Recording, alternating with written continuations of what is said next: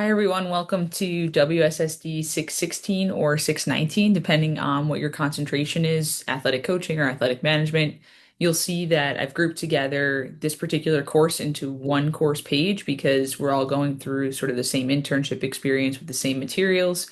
However, on your end, when you look at your degree audit, you'll see 616 or 619.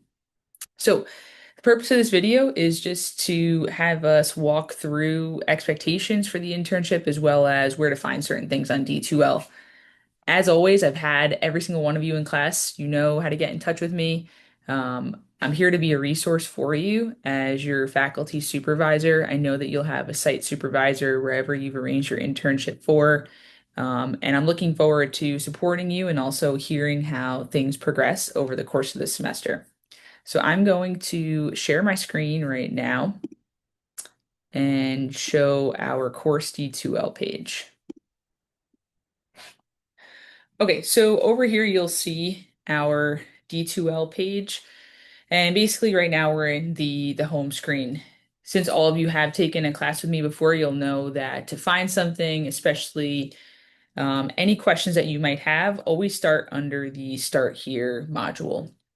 Within this module, you'll see that we have two documents, the course guide as well as the syllabi.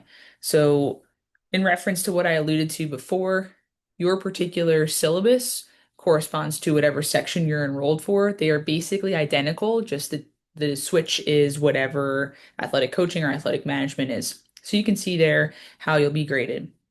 I've created this course guide as well, sort of a go-to document for you to be able to reference throughout the semester so that you have an idea of when things are due, what I'll be asking you for, depending on what point in your internship that you're at. So you can see here in this opening page, I basically am introducing you to that. In fact, this will be your first assignment to read through this course guide and reach out to me with any questions. I just want to make sure that I point out one thing on this course guide, and that's my contact information right here. So you all have my email address. I've also included my personal cell phone number there. The reason for that being, when you reach out to me over email, I do my best to try to get back to you within 24 to 48 hours, depending on what day or time that you email me. However, I know that sometimes in internship experiences, emergencies happen, right? If you have anything that feels like you are concerned about it or you have an issue with something that's happening, please don't hesitate to reach out to me. The fastest way to get in touch with me is by texting or calling me. So you have my cell phone number there. Reach out to me if you have any questions, concerns, emergency situations that you feel like you need guidance with or support with. I am going to scroll down and just show you the table of contents so you can see what's included within the guide. The most important thing here is summary of responsibilities. So you'll see here what I've outlined that I'm responsible for as your faculty supervisor, you're responsible for as the student, and then what your agency, so your site supervisor, is responsible for at your internship.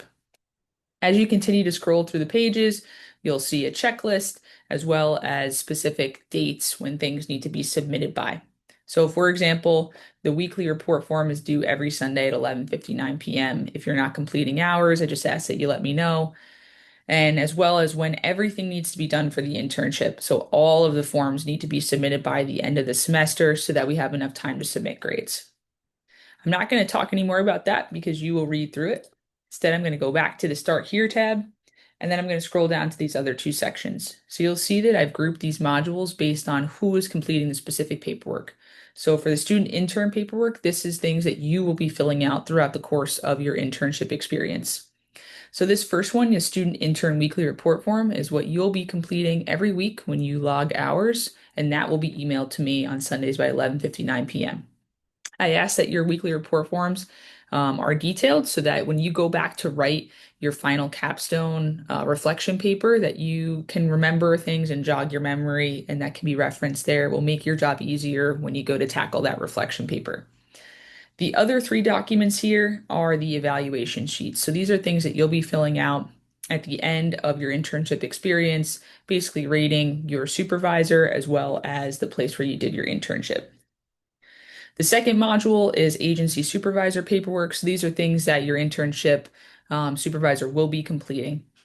So it's your responsibility to share this with them, and in turn, they will email that to me. So you'll see a midterm and a final evaluation here. The other thing that I want to point out is grades. So if you click under the grades tab, I'm going to scroll down here, and obviously you'll see there's nothing listed here because I'm in student view and we can't look at anybody else's grades on here. I will work on D2L to update things as you turn them in. So, for example, your internship application and internship goal statement will be completed for you because that's one of the things that you needed to do in order to register for the internship credits in and of itself. You'll see here weekly hour log. That's something that I will update on D2L as soon as you submit the weekly report form. I will update your hours on a weekly basis so that you can progress or track how you're progressing throughout the internship experience. The other items here are discussed in your syllabus and in the course guide. Basically, these are things that when you turn in an evaluation, when your supervisor turns in an evaluation, I will update your grade and correspondingly. The only other note that I want to make here is that this particular video is pinned as an announcement on the home page. Obviously, as I'm recording this right now, you're not going to see the announcement because can't put it in there yet. I ask that you don't dismiss the pinned announcement so that this is something that you can go back to throughout the semester should you have any questions. Beyond going back to the pinned announcement, know you can always reach out to me with any questions. Again, I'm here to be a resource for you. I'm here to be a support for you, especially as you work towards the end of your internship experience. If you have questions for me about how to wrap things up, complete a resume, etc., know that I'm happy to help you myself, or direct you to somebody on campus who can provide support for you. The only other thing that I want to point out as we wrap up this video is that this is an awesome experience no matter what stage of your career that you're in, right? Whether you're been a student up until this point or you worked a few jobs, you're currently in a professional role.